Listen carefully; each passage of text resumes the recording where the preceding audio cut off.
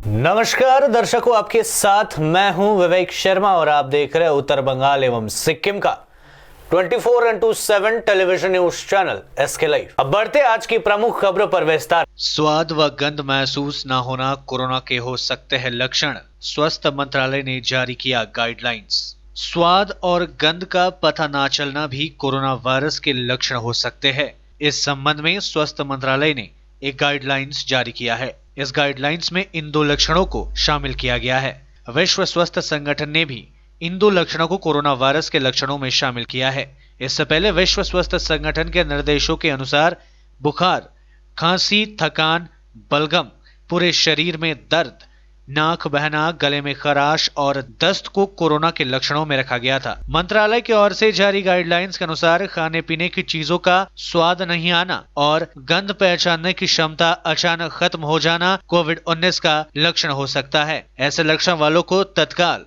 अपनी जांच करानी चाहिए।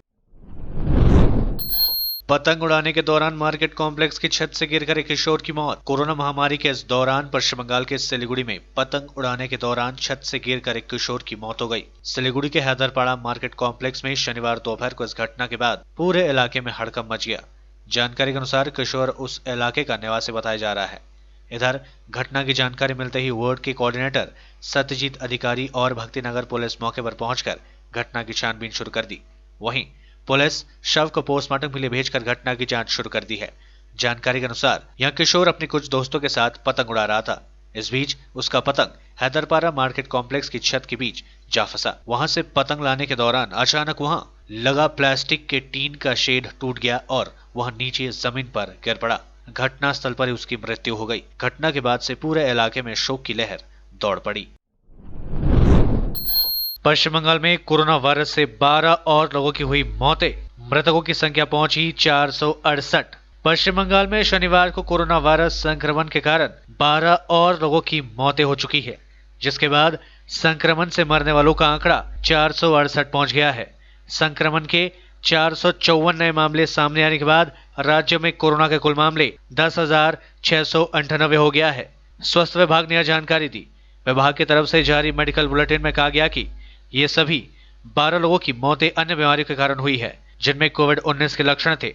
बुलेटिन के मुताबिक पिछले 24 घंटे में उत्तर 24 परगना जिले में 5 लोगों की मौतें हुई है, जबकि कोलकाता में 4, दक्षिण 24 परगना में 2 और हावड़ा जिले में 1 व्यक्ति की मौत हुई है। प्रदेश में शुक्रवार से अब तक कम से कम 336 लोगों को इलाज के बाद अस्पताल से डिस्चार्ज किया गया है। इससे राज्य में इस बीमारी से उभरने वाले लोगों की कुल संख्या 4,542 हो गई है। इसमें कहा गया है कि पिछले 24 घंटे में 9,008 नमूनों की जांच की गई है और इसके साथ ही राज्य में अब तक कुल 3,24,707 नमूनों की जांच की जा चुकी है। देश में कोरोना के बढ़ते कहर के कारण अब तक कुल 9,195 लोगों की मौतें हो चुकी है। कुल मामलों की संख्या बढ़कर 3,02,922 हो गया है। देश में कोरोना वायरस की रफ्तार थमने का नाम नहीं ले रही है। पिछले 24 घंटे में 11,929 नए केसेस सामने आए हैं। स्वास्थ्य मंत्रालय की ताजा रिपोर्ट के मुताबिक देश में कोरोना मरीजों की कुल संख्या 3,20,000 को पार कर गई है, जबकि इस वायरस से अब तक तकरीबन 9,200 लोगों की मौतें हो चुकी है। राहत की बात यह है कि 50% से अधिक मरीज अस्पताल से डिस्चार्ज हो गए हैं या उन्होंने कोरोना की जंग जीत ली है। पिछले 24 घंटे में तकरीबन 11,929 नए केसेस सामने आ चुके हैं। राजधानी दिल्ली में कोरोना वायरस के 2,134 नए मामले सामने आए हैं। राजधानी में अब कोरोना वायरस के कुल मरीजों की संख्या 39,000 के करीब पहुंच चुकी है। दिल्ली स्वास्थ्य विभाग के अनुसार दिल्ली में अब तक 1,271 लोगों की मौतें हो चुकी है। पिछले 24 घंटे में दिल्ली में 57 लोगों की मौतें हुई है। इस्लामपुर में बन रहे कोविड अस्पताल। इस्लामपुर कॉलेज परिसर में उर्दू अकादमी भवन में बनेगा कोविड अस्पताल। 100 बेडों की होगी व्यवस्था। उत्तर दिनाजपुर जिला प्रशासन इस्लामपुर में कोविड अस्पताल बनाने की पहल शुरू कर दी गई है। जिला प्रशासन सूत्र के अनुसार कोरोना के बढ़ते मामलों के मद्देनजर प्रशासन की ओर से इस्लामपुर में कोविड अस्पताल बनाने का निर्णय लिया गया है। जिला स्वास्थ्य विभाग के अनुसार इस्लामपुर कॉलेज परिसर में उर्दू अकादमी के लिए बने नए भवन का निर्माण किया गया है। पीडब्ल्यूडी विभाग की ओर से अब तक इस भवन को संबंधित विभाग को हस्तांतरित नहीं किया गया है। इस भवन में कोविड अस्पताल बनाने की तैयारी जोरों पर है। इस अस्पताल में 100 बेडों की व्यवस्था की गई है। गौरतलब है कि अब तक इस्लामपुर के निजी नर्सिंग होम में कोविड अस्पताल चलाया जा रहा था। इस अस्पताल के बनने से पूरे जिले में 2 कोविड अस्पताल हो जाएंगे। साथ ही बेडों की संख्या में भी बढ़ोतरी होगी। इस्लामपुर महकुमा के चोपड़ा, इस्लामपुर, ग्वालपुखुर, चाकुलिया व करंदगी ब्लॉक के काफी संख्या में युवक दूसरे राज्य में काम करने के लिए गए थे। वे लोग यहाँ लौट आए हैं। इनमें से कई लोग पॉजिटिव पाए गए हैं। इस्लामपुर में कोविड अस्पताल शुरू होने से मरीजों को चिकित्सा के लिए रायगंज नहीं जाना पड़ेगा। पाकिस्तान की नापाक हरकत लगातार है जारी। फिर से सीमा पर फायरिंग, भारतीय जवान शहीद। पाकिस्तान ने रविवार सुबह नियंत्रण रेखा के करीब पुंछ सेक्टर में फायरिंग की। इसमें भारत का एक जवान शहीद हो गया।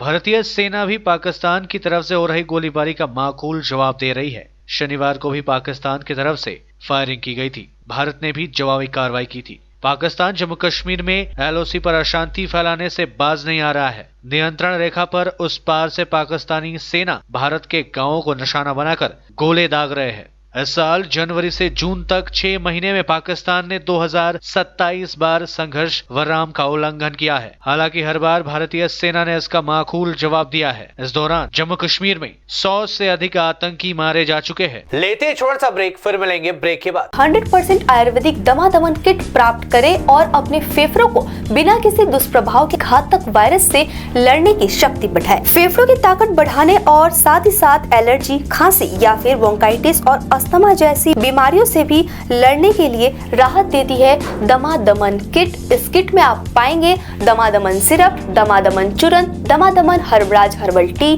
जिसका मूल्य है 750 और आपको देने हैं सिर्फ 700 रुपए। Contact number 8597738095।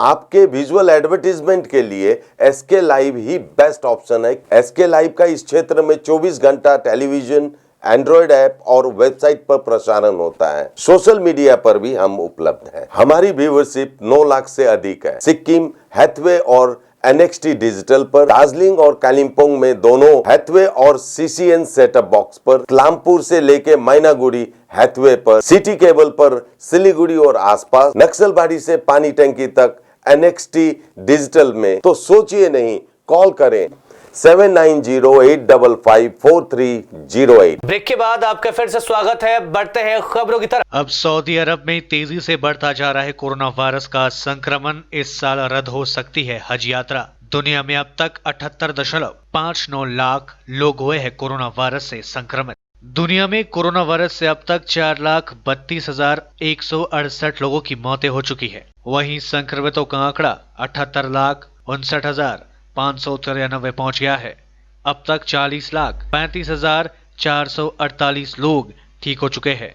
सऊदी अरब से एक अहम खबर आ रही है। यहां 1,23,000 से ज्यादा मामले हो चुके हैं। मरने वालों का आंकड़ा भी 932 पहुंच गया है। संक्रमण तेजी से फैलता जा रहा है।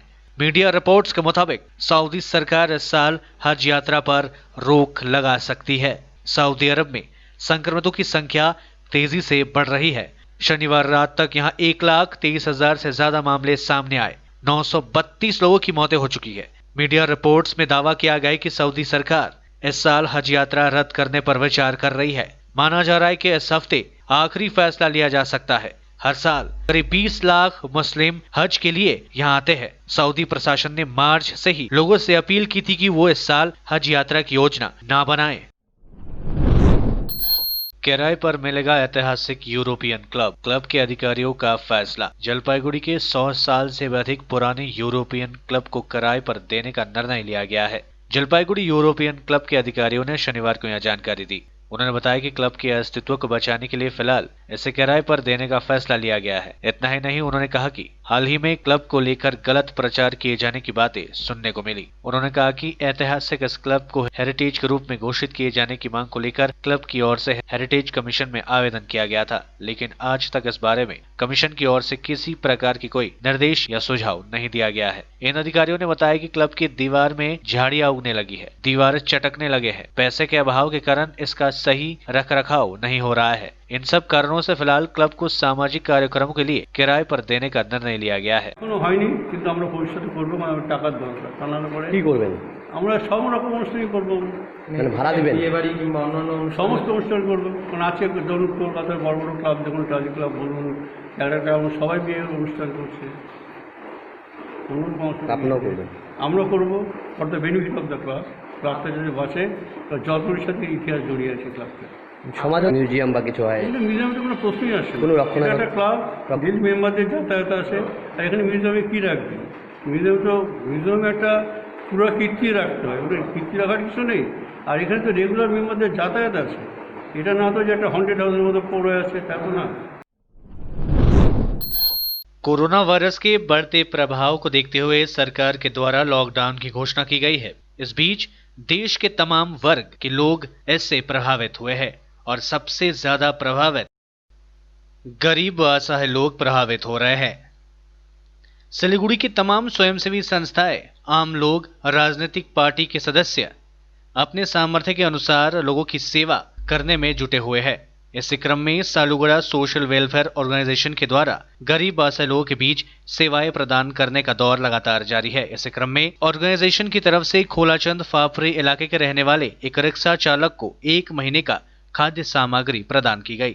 सालुगड़ा सोशल वेलफेयर ऑर्गेनाइजेशन के सचिव देवशीष रॉय ने बताया कि यह मानवीय कार्य ऑर्गेनाइजेशन की तरफ से लगातार किया जाएगा एवं गरीब एवं असहाय लोगों की सेवाएं प्रदान करने का दौर लगातार चलता रहे। ल हाम्रो सेक्रेटरी साहबले केही भन्नुहुन्छ कि अलिकति केही भनिदिनुहोस्। आज खोलाचन फाप्री यहाँ ग्राम पञ्चायत एरियामा हामी यो खबर हाम्रो प्रकाश छेत्रीबाट प्राप्त गरेर हामी आइपुगे। सबै टिम जो कि काका भनेर रिक्सा चलाएर आफ्नो घर संसार गुजारा गर्नुहुन्छ। त्यही हामी जस्तै कि खालि वेलफेयरबाट प्रत्येक गाउँमा क्षेत्रमा रात दिन एक गरेर हामी काम कार्यहरू आफ्नो गरिरहेछौँ। तर आज यस्तो दुःखको घडीमा एकजनाको जसको यस्तो असुविधा हुँदा त्यसमा पनि हामी इन्डिभिजुअली पनि हेल्प गर्नु आइरहेछौँ। आज यति टाढो आएर हेल्प गर्दा पनि हाम्रो संस्थाबाट धेरै खुसी लाग्यो। आज हामी सालुगडा सोशल वेलफेयर अर्गनाइजेसन पट्टिबाट भविष्यमा कोही पनि गाउँमा कसैलाई पनि केही परिआउँदा हामी जहिले पनि साथमा रहन्छु। त्यति नै भन्नु छ। तपाईँले आज के हेल्प गर्नुभयो त? के हामीले हाम्रो संस्थाको थ्रुबाट हामीले चामल, दाल, चिनी, चियापत्ती अन्त सब्जी जति चाहिँदो रासिनहरू उसको 1 महिनाको लगभगको लागि हाम्रो पट्टिबाट हेल्प गरेको छु। म के भन्नु, अब यतिको मलाई आपत परेको बेलामा, विपद परेको बेलामा अब तपाईँहरू आउनुभयो, यति टाढाबाट समाचार सुन्नुभयो, आउनुभयो, सहायता गर्नुभयो, मद्दत दिनुभयो, यही मलाई ठुलो धन्यवाद। दक्षिण पश्चिम मॉनसून पश्चिम बंगाल पहुंच गया है और राज्य में मध्यम वर्षा हुई है। उत्तर बंगाल में भी सुबह से वर्षा हो रही है। हालांकि रायगंज में सुबह से ही बादल छाए हुए थे, लेकिन बारिश 11 बजे से शुरू हुई है।